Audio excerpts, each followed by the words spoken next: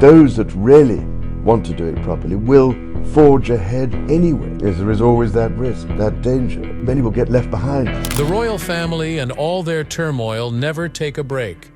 As soon as you believe one has ended, another one appears.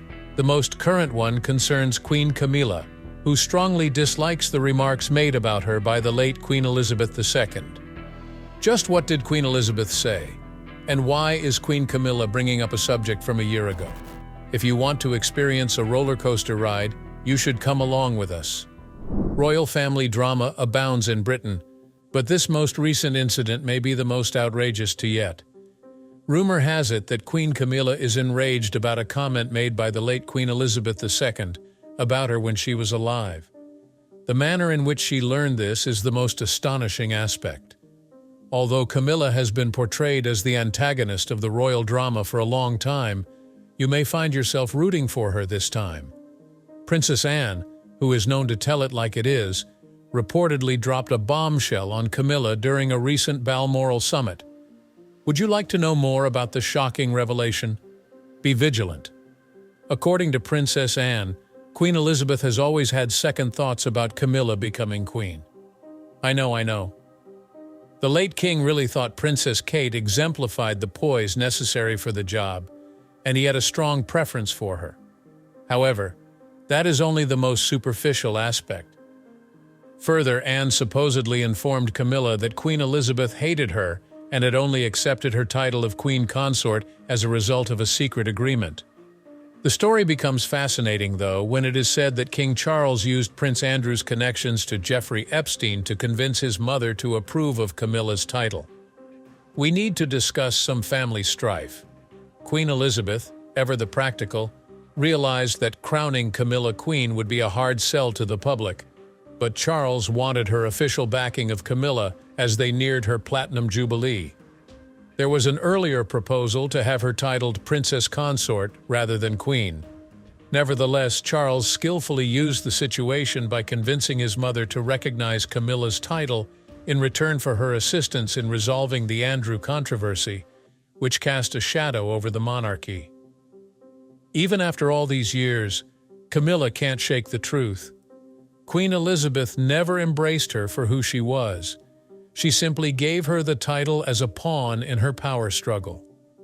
The disclosure of these secrets by Princess Anne suggests that the power conflicts within the royal family have only just begun. One thing is certain, though: the crown is invariably at the center of royal drama. Given these shocking new details, one has to ask, why is Princess Anne the one with the whistle? And why has she waited until now to bring it all up? Is anything else going on? Or is there unresolved tension between the ladies? It would be expected if this was just the latest development in the ongoing animosity between Camilla and Anne. There has been tension between them for a long time, and their relationship has never been easy. However, we will get into that drama later.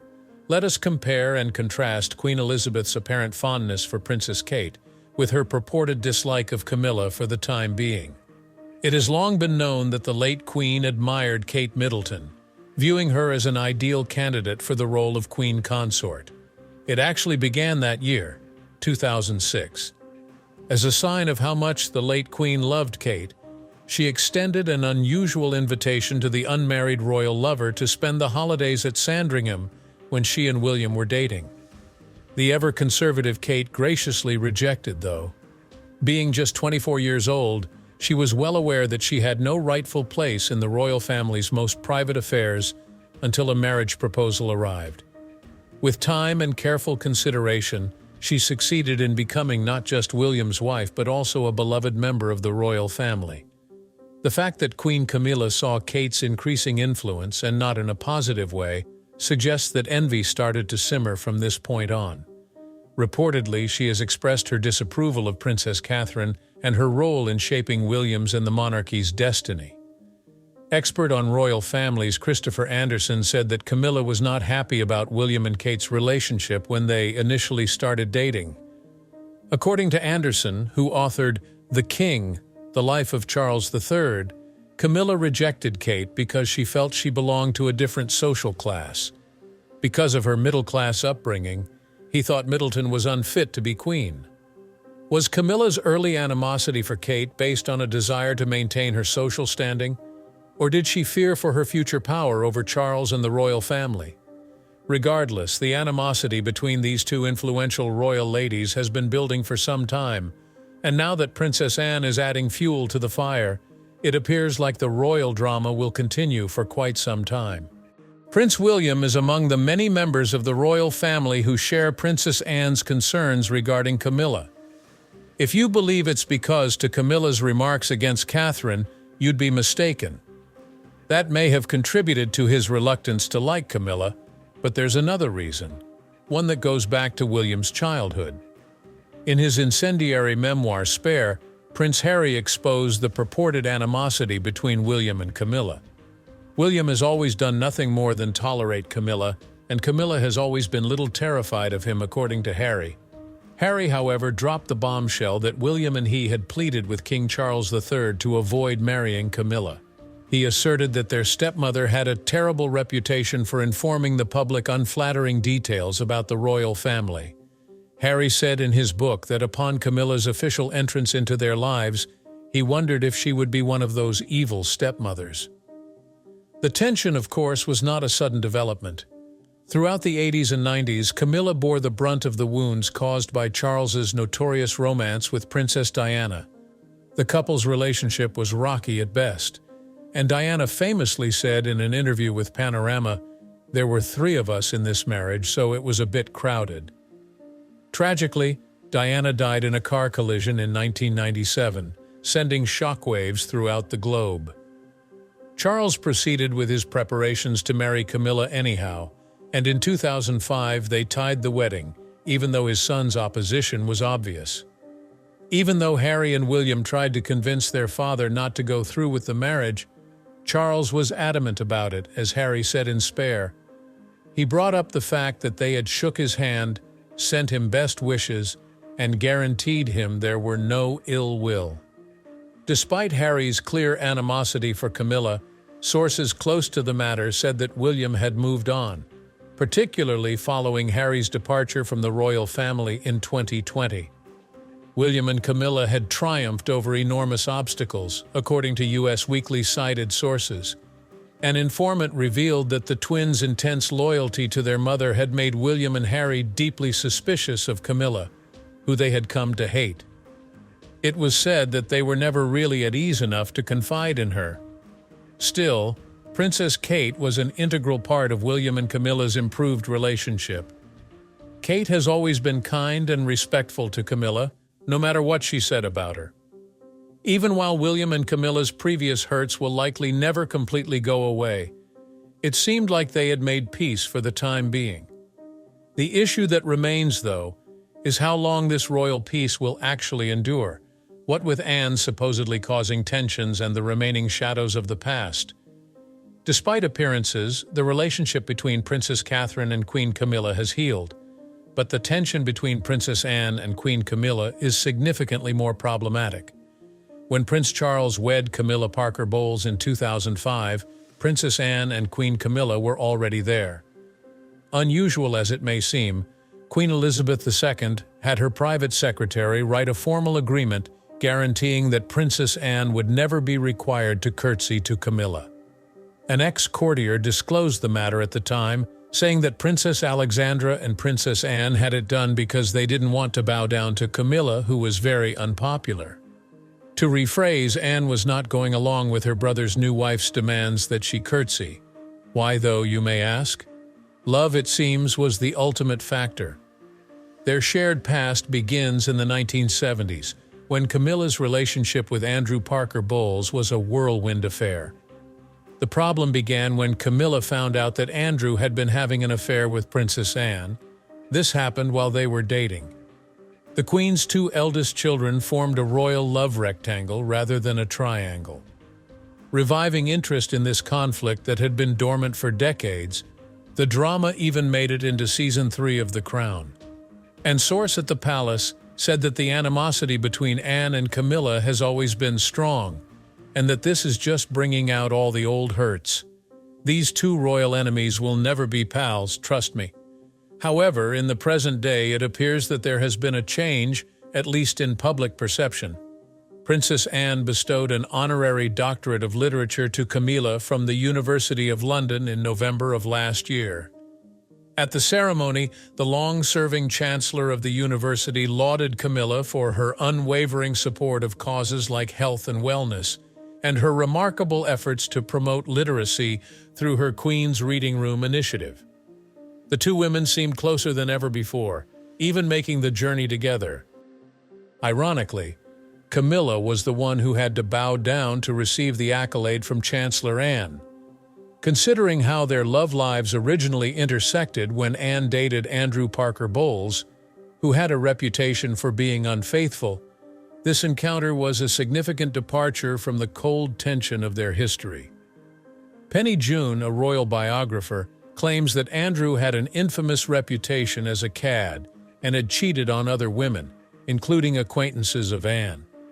According to June, Camilla knew Andrew was with Princess Anne when they were introduced, so she intended to show him what he was missing by giving him a lesson. Thus, Camilla's affair with Prince Charles had begun. Ultimately, the factors that prevented Camilla and Anne's love connections with Charles and Andrew Parker Bowles were comparable. The royal family initially frowned upon their courtship, citing Camilla's past relationships as evidence that she was unable to be king. Therefore, they divorced in 1973. On the other hand, royal procedure ensured that Anne and Andrew Parker Bowles's romance would fail from the beginning, and it wasn't for want of love. Because of his Catholic faith, Andrew Parker Bowles could never have been married to a member of the royal family in accordance with the Act of Settlement 1701. Even though Anne, who was the fourth in line to the throne at the time, would have known this, the split was nevertheless difficult. Andrew reportedly broke up with Anne in 1973, leaving her upset, but he then announced his engagement to Camilla not long after. Anne allegedly rebounded from her loss by being married to cavalry commander Captain Mark Phillips, a match that had much promise but ended in disaster and caused the royal family a great deal of distress. After 3 years of separation due to allegations of adultery on both sides, Anne and Mark Phillips's marriage was formally terminated in 1992. Andrew Parker Bowles was supposedly one of Anne's boyfriends, according to Bedell Smith. Their love story, which had been plagued by controversy for decades, finally came to a head in 2005 when Charles and Camilla tied the knot. However, the tale of Anne and Andrew is far from over. The evolution of these long-standing entanglements and conflicts inside the royal family is intriguing. It must have been a continual cause of subtle tension that Andrew Parker Bowles maintained strong relationships with Anne and Camilla despite their complicated background. Andrew Parker Bowles's marriage to Camilla did not put an end to the rumors that Anne's love for him never really went away. In the same way that King Charles is the godfather of Andrew and Camilla's son, Tom Parker Bowles. Andrew continued to be one of Anne's closest friends, and is even a godfather to Zara Tindall, Anne's daughter. Sally Bedell Smith, a royal biographer, claims that Anne and Andrew maintained strong bonds long after their love affair ended. She implies that their relationship was more than just buddies. Even after they were married, Bedell Smith alludes to the lingering speculations that Anne and Andrew could have kept in touch. Even though Camilla won Charles in the end, Anne looked to have the upper hand in their dynamic due to her presence and confidence in her royal rank. Camilla, who endured years of public scrutiny as the other woman, probably felt an additional layer of strain due to Anne's personality and her solid status as the Queen's daughter. Still, it's funny that Camilla was able to tie the knot with Charles thanks to Anne's divorce and remarriage. The late Queen apparently softened her attitude toward her son's contentious relationship after she noticed the monarchy didn't fall apart after Anne left Mark Phillips for Timothy Lawrence. It would appear that Anne and Camilla have discovered something they share in common, not just as royal women but also as two people who are fervently committed to helping King Charles 20 years later. Strange as it may seem, they have transformed from enemies to friends, all the while keeping in touch with the same man who had such a bold part in their love lives in the past. Another female royal is still forging her own path to the throne, even if Camilla and Anne have both settled into their roles. Princess Diana, Queen Camilla, and the late Queen Elizabeth II are all names that people keep bringing up when describing the future Queen consort Kate Middleton, but nobody ever gives her enough credit for being unique. Kate was born into an upper-middle-class family on January 9, 1982 in Reading's Royal Berkshire Hospital. Her father was a member of the landed aristocracy, while her mother was from a working-class background. Michael and Carol Middleton were her parents. Carol had a successful career at British Airways, and Michael had their own business, Party Pieces. Kate did not grow up in the limelight. At the tender age of 2, her family relocated to Jordan, where she enrolled in an English-language nursery school. Is it necessary to roll your eyes when they got back to Berkshire in 1986? Should I? Just so you know, these men are filming, so you might want to watch what you say now. Prior to her time at Marlborough College, she attended St. Andrew's School and was a star athlete and student. The girls' field hockey team even named her captain, and she was presented with the Gold Duke of Edinburgh Award. The decision to attend Scotland's University of St. Andrews, however, changed her life irrevocably. They believe the rest is history. It was there that she met Prince William. Even though their royal romance gets all the attention, Kate has always been known for more than simply her marriage to Prince William. Kate spent her gap year attending the British Institute of Florence in Italy and participating in a Raleigh International program in Chile, even though she had already secured a spot at Edinburgh University. After working as a deckhand at the port of Southampton for a summer, she went on to study art history at Scotland's University of St. Andrews, where she had originally planned to major in psychology. She was a dedicated member of the Lumsden Club, where she helped plan events and fundraisers while juggling her studies and part-time work as a waitress. She earned her Master of Arts degree in art history in 2005. In 2001, while residing at St. Salvatore's Hall, she met Prince William in St. Andrews. He supposedly fell for her in 2002 when she walked the runway in a revealing lace dress for a charity event. They began dating seriously in 2003, when they moved into Baylove House together after sharing an apartment with 2 friends during their second year. They had a rough patch in 2004 before getting back together after graduation. The tabloids relentlessly followed Kate because of her relationship with William. She managed the website and catalog for her family's business in 2006, in addition to her part-time job as an accessories buyer for Jigsaw. Yeah, I am. She showed up at William's passing out march at Sandhurst and other royal engagements very often. The pair first split up in December 2006, then got back together in April 2007. In 2008, she became even more immersed in royal life, attending the wedding of Peter Phillips at William's residence and finally meeting Queen Elizabeth II. William was named a Royal Knight of the Garter while serving with the Royal Navy in the Caribbean the same year, and she was spotted at the Order of the Garter parade. Kate maintained her attendance at prominent royal occasions in 2008. William was stationed on the Borgin estate in Anglesey, Wales, for his RAF search and rescue training, and the pair moved into a cottage there in June 2010. The 2 sisters, Kate and Pippa, resided in an apartment in Chelsea that their parents owned before they became engaged. William then proposed at a remote mountain hut on Mount Kenya in October 2010 during a 10-day journey to Kenya's Lewa Wildlife Conservancy. William proposed on November 16th with his mother Diana's famous sapphire and diamond ring, connecting the past and present in a single gesture, and Clarence House officially announced the engagement. Kate was confirmed into the Church of England on March 10th at St. James's Palace, with William and her family at her side, as she prepared for her future as a royal. Their wedding, which took place in Westminster Abbey on April 29, 2011, on the same day as St. Catherine's Day, was a world-renowned event. Approximately 300 million people throughout the globe turned in, with 26 million people in the UK tuning in live, and the day was officially proclaimed a bank holiday in the UK. Sarah Burton created Kate's wedding gown for Alexander McQueen, and it became famous the moment it was worn. As a wedding present from the Queen, Catherine was given the title of Her Royal Highness the Duchess of Cambridge upon her marriage. Anmer Hall, a rural hideaway on the London estate of Sandringham, was bestowed upon the newlyweds. After 18 months and £4.5 million of renovations, they moved into apartment 1A at Kensington Palace in 2013, having resided in Nottingham Cottage prior. Their principal residence was Kensington Palace until 2017.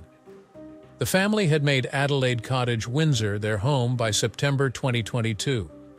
The royal couple welcomed 3 more children into the world in 2013: Prince George, Princess Charlotte, and Prince Louis. Kate has planned stomach surgery at the London clinic in January 2024 for an unidentified medical problem, according to Kensington Palace. She avoided public appearances until March, but the media and internet users were quick to speculate about her whereabouts and even start a conspiracy theory when William withdrew from a key royal function, claiming a personal matter as his reason. After remaining silent following her operation, Kate finally spoke out on March 22nd in a video message, explaining that she had been receiving chemotherapy treatment since late February after testing revealed the presence of cancer. While her medical vacation was prolonged, she made an unexpected appearance during Trooping the Colour in June. A poignant letter she subsequently sent confirmed that her treatment was still proceeding. She continued to heal over the next several months, making rare public appearances here and there. She had finished treatment in September, according to a video message from Kensington Palace, and was getting ready to return to her royal responsibilities. Her first formal engagement after finishing treatment was a month later, when she accompanied William to meet with the relatives of the victims of the 2024 Southport stabbing. After receiving her cancer treatment, Catherine went back to the Royal Marsden Hospital to speak with patients and express her gratitude to the medical staff. This was her first solo public appearance since finishing chemotherapy, and she broke the long-awaited news of her cancer's remission in a statement that she made during the visit. Prior to and during her coronation, Catherine has been actively involved in charitable activities. At the 2007 launch of Alastair Morrison's Time to Reflect, she oversaw a photographic show that benefited UNICEF. While working for her parents' company, she helped organize the Boodles Boxing Ball and spent time with children at Naomi's House Hospice the following year. She went on to organize a roller disco fundraiser that raised £100,000 for 2 charities: Oxford Children's Hospital and the mental health charity Place 2B. Charity activities by Catherine flourished after she wed.